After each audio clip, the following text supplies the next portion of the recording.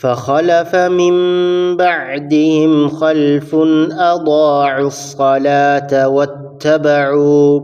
واتبعوا الشهوات فسوف يلقون غيا۔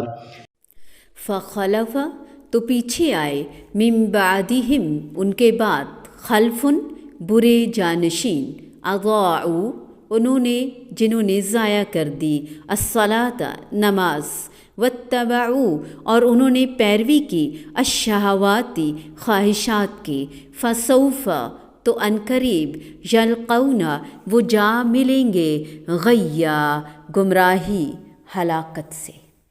پھر ان کے بعد ایسے ناخلف پیدا ہوئے کہ انہوں نے نماز ضائع کر دی اور نفسانی خواہشات کے پیچھے پڑ گئے، سو ان کا نقصان ان کے آگے آئے گا۔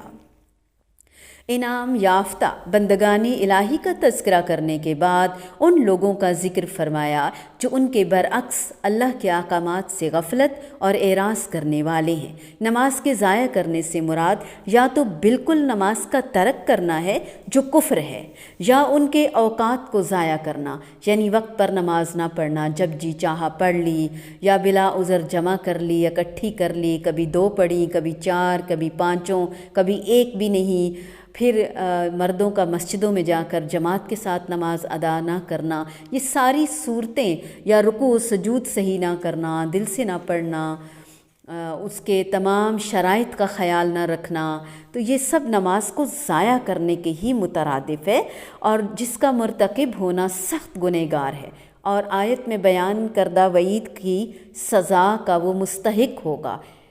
غین ہلاکت، انجام بد کے یا جہنم کی ایک وادی کا نام ہے، جسے علماء کرام نے بہت ڈیٹیل سے اس آیت کو تفصیلاً بیان کیا ہے کہ ایمان صرف دل سے تصدیق اور زبان سے اقرار کا نام ہے۔ ان دونوں چیزوں سے ایمان مکمل ہو جاتا ہے۔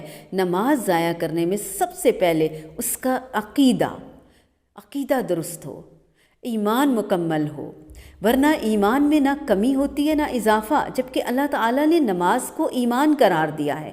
وَمَا كَانَ اللَّهُ لِيُضِيعَ إِيمَانَكُمْ، اور اللہ کبھی ایسا نہیں کہ تمہارا ایمان ضائع کر دے، مگر ان لوگوں نے نماز کو ایمان ماننے سے انکار کر دیا، پڑھنے والا بھی مومن، نہ پڑھنے والا بھی، جو انکار کرے پکا مومن۔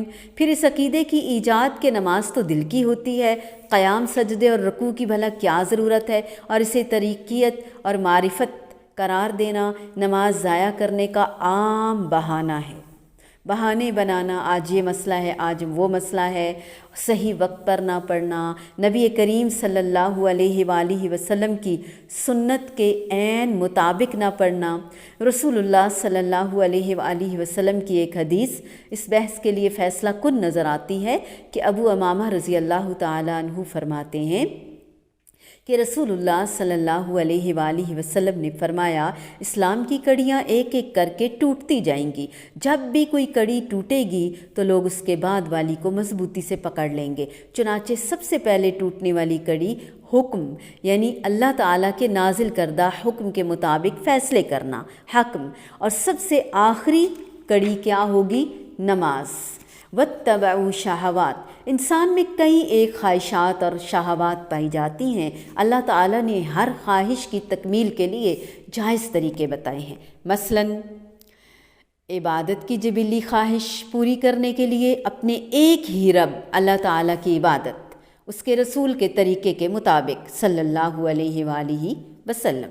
جنسی خواہش کی تکمیل کے لیے نکاح کرنا، مالی حرص کے لیے جائز طریقے سے مال کمانا، خرچ کرنا، نہ بخل اور نہ اسراف، زکوٰۃ ادا کرنا، غصے کی جبلت کا رخ کفار اور دشمنان اسلام کے ساتھ جہاد کی طرف موڑنا، غرض ہر فطری جذبے کو پورا کرنے کا سامان بھی فرمایا، اور اللہ کے حکم سے تجاوز پر حد بھی نافذ فرمائی، شرک کو ناقابل معافی جرم قرار دیا، زنا پر حد رکھی، قوم لوط کے عمل کو حرام قرار دیا، سود کو حرام قرار دیا، ڈاکے اور چوری کی حد مقرر رکھی، قتل یا زخمی کرنے والوں پر قصاص یا دیت لازمی قرار پایا۔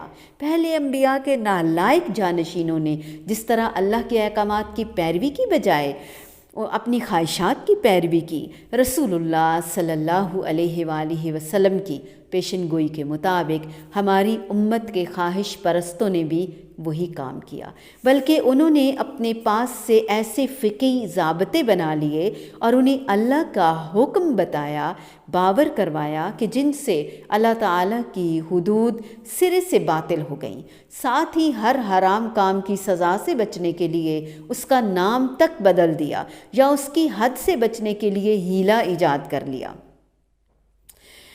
شرکیہ عقائد اور عمل کو معرفت کا خوشنما نام دے دیا، زنا کی سزا سے بچنے کے لیے کہہ دیا کہ اجرت پر عورت کو لایا ہے، استغفر اللہ، یا پھر زنا کا نام حلالہ یا متع رکھ دیا۔ ماں، بہن، بیٹی اور دوسری محرمات سے یہ جانتے ہوئے کہ حرام ہے نکاح کر کے زنا کرے تو حد معاف قرار دی۔ کانوں اور آنکھوں کو زنا، کانوں اور آنکھوں کے زنا کو روح کی غذا یا آرٹ، فنون لطیفہ کہہ دیا۔ سود حلال کر لیا، نام اس کا منافع رکھ دیا، جبکہ دارالحرب میں سود کو بالکل ہی جائز قرار دے لیا۔ جان بوجھ کر زکوٰۃ سے بچنے کے لیے کوئی بھی ہیلہ کرنا جائز کر دیا اور کہہ دیا کہ یہ مکروہ بھی تو نہیں ہے۔ استغفر اللہ، استغفر اللہ، استغفر اللہ۔ ایسے بے شمار باتیں ہیں، بے شمار باتیں۔ چور پکڑا جائے تو کہے جی یہ میری ملکیت ہے، زانی پکڑا جائے تو کہے جی یہ تو میری بیوی ہے۔ اللہ اکبر، ایسے کہنے سے ہو جائے گا؟ ثبوت کیا ہے؟ ہم جھوٹے گواہ اور ثبوت بھی پیش کر لیں گے تو آخرت کہاں ہے؟ انجام کیا ہوگا؟ جہنم کا اللہ کا کوئی ڈر نہیں، آگ کا کوئی ڈر نہیں، بدفعلی، پتھر مارنا، قصاص، بدلہ، یہ سب کب اور کیسے ہوگا؟ یہ جھوٹے دعوے، یہ برائی کو آج اتنا آزاد، اتنا آسان کر دیا، ایسے کھلا چھوڑ دیا۔ فرمایا کہ تم اپنے سے پہلوں کے طریقوں پر چل نکلو گے، جس طرح بالشت بالبالشت کے ساتھ اور ہاتھ ہاتھ کے ساتھ، بالشت بالشت کے ساتھ، ہاتھ ہاتھ کے ساتھ برابر ہوتا ہے، یہاں تک کہ اگر وہ سانڈے کے بل میں داخل ہوئے ہیں تو تم بھی اس میں ضرور داخل ہوگے۔ نتیجتاً مسلمانوں کی غلامی، اللہ کے دشمنوں کا ان پر مسلط ہونا، یہ ساری صورتیں سب کے سامنے ہیں، جسے اللہ نے گمراہی فرمایا، غین۔ علاج اس کا کیا ہے؟ اللہ تعالیٰ نے ہمیں اگلی آیت میں بتایا ہے، فَسَوْفَ يَلْقَوْنَ غَيًّا، گمراہی کو ملیں گے دنیا اور آخرت دونوں میں، جنت کی راہ کو نہیں پا سکیں گے اور بھٹکتے پھریں گے، بھٹک جائیں گے، بھول جائیں گے۔ جہنم گمراہی ہے، برا انجام ہے، مجرم، ظاہر ہے غلط کام کریں گے تو مجرم ہی کہلائیں گے نا۔ بعد کے آنے والوں نے نماز کی پرواہ نہ کی، وہ جنریشنز۔ اب پہلے ہمیں بتایا کہ نبی کیسے تھے، اپنے گھر والوں کو نماز کا حکم دیتے تھے، گھر والوں میں گھر کا سربراہ والد، ظاہر ہے وہ تو فرض ہے اپنے بچوں کو نماز کے لیے کہنا۔ بچے اس پر اپسیٹ کیوں ہوں، انکار کیوں کریں، آرگیومنٹس کیوں کریں؟ ربی جعلنی مقیم الصلاۃ، خود بھی، اپنی اولاد کو بھی، اپنی جنریشن کو بھی۔ پھر کیا ہے کہ بعد میں آنے والی جنریشن نے نماز کی پرواہ نہ کی۔ ایک وہ جو اللہ کے نام پہ روتے ہیں، آنسو بہاتے ہیں، ایک وہ جنریشن اللہ سے محبت کرتے ہیں، آج اللہ کو بھلائے بیٹھے ہیں، نماز سے غافل ہو گئے۔ ایسے لوگ جو نمازوں کو ضائع کرتے ہیں، خواہشات نفس کے پیچھے پڑے ہیں، اپنے آپ سے، ہم میں سے ہر کوئی دیکھے ہماری نمازیں اگر قضا ہوتی ہیں تو کیوں؟ T V, mobile, games, video games, آپس میں باتیں، غیبتیں، چغلیاں، کام، دنیا، انہی میں ہماری نمازیں قضا ہو رہی ہیں نا۔ کوئی ویلڈ ریزن اور وجہ کیا ہے؟ کوئی بھی نہیں۔ نماز چھوڑنے کی کیا ویلڈ ریزن ہو سکتی ہے بھلا؟ اللہ نے نافرمان لوگوں کو کس کوتاہی کا تذکرہ ہائی لائٹ کیجئے؟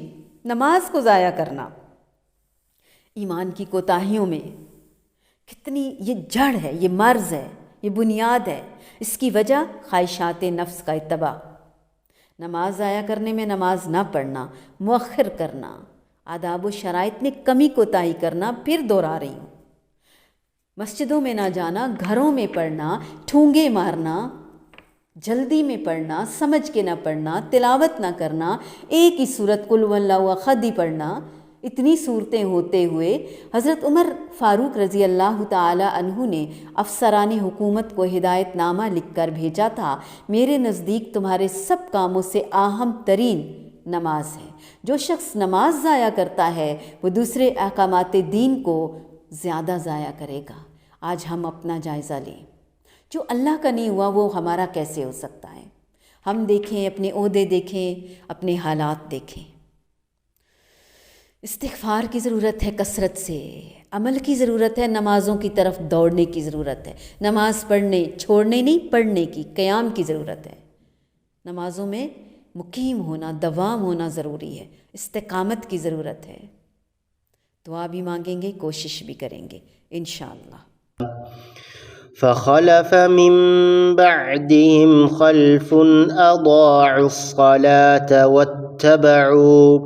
واتبعوا الشهوات فسوف يلقون غيا